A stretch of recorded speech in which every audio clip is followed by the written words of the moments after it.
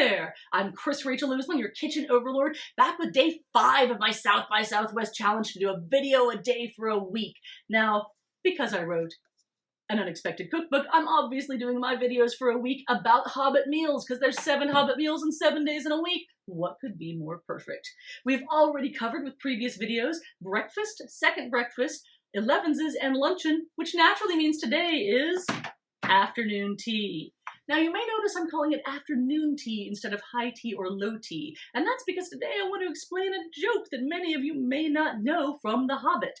When we say high tea today, most modern people think of a very aristocratic meal with sandwiches with the crust cut off and some very delicate cookies and tea that's taken in very, very tiny cups instead of good hearty working man cups. That would have actually been low tea in the era when he wrote the Hobbit and Lord of the Rings. Anybody reading that, if they hear this aristocratic meal, would think low tea. High tea at that point in time was actually a working man's meal that was eaten at a high table, basically a work table, something you would be standing at. If you're a craftsman of any sort, this is the table you're working at, not something you're sitting down for like at a dining room table. High and low being indicative of the height of your table for what the teas are. So, at the very beginning of it, poor little Bilbo there is desperately trying to make a low tea for Gandalf because someone of higher social standing, he wants to impress him, he's trying to lay out all these delicate things, and what do you know, all these dwarves come crashing in, they're starting to demand whatever they can find, and they quickly turn his beautiful low tea into this very unaristocratic, very working class high tea, and he is crushed by this. Anybody reading this when the books were new would have found this hysterical. As a historian, I get a chuckle out of it too, because really, historians are very easy to amuse. But you can get a chuckle out of it as well. Random food facts that you can share with your Tolkien-loving friends. And if you happen to be doing a Hobbit or Lord of the Rings party of some sort, and you're trying to decide what to serve, I say call it afternoon tea and split the difference. You can have some of both, and it gives you an excuse to explain some things about the historical context of it to your friends. Because if you love Tolkien, you probably love a lot of fun, obscure things. And I love you for it. So, what are you going to serve at your afternoon tea that's kind of splitting the difference between the two of them? Obviously, you're going to want to make some cucumber sandwiches and things along those lines, your traditional things that you think of as tea. But what about the working man's side of it?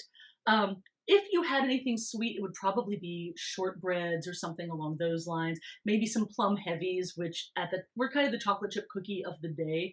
You're probably also going to have scones there, which I apologize to all British people for what Americans have done to scones. I'm sorry, someone has to say it. The things that Americans have at Starbucks would not be recognizable as scones, I think, anywhere in the UK. The scones that Tolkien is referring to in particular, when he talks about how great they are hot with butter and jam, they're essentially Southern-style biscuits. Again, apologizing to British people who have no idea what I'm talking about. This isn't a small, hard, crunchy cookie. We're talking about a chemically leavened, so baking powder, baking soda, fluffy bread. Again, it's sounding more and more like a scone to some of you, right? That is made with cold butter, very, very cold butter and flour that you knead into it, cut into rounds. It puffs up about yay high. You break it in half when it's nice and hot and spread on some butter and jam, and it's delicious.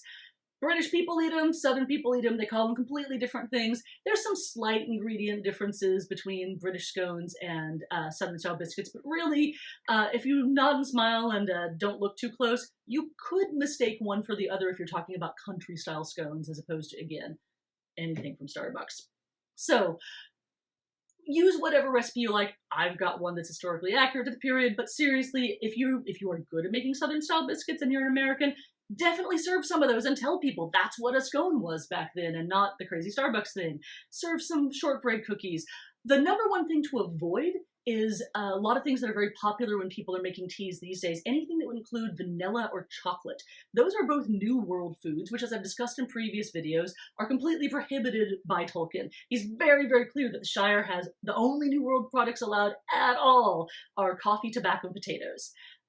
You're not really going to make potato bread for it. That means no chocolate, no vanilla, a lot of the spices, anything that isn't this post-Crusades and things along those lines. this is your excuse to try some new flavors. Try some almond extract or hazelnut extract that would have been very popular at the time.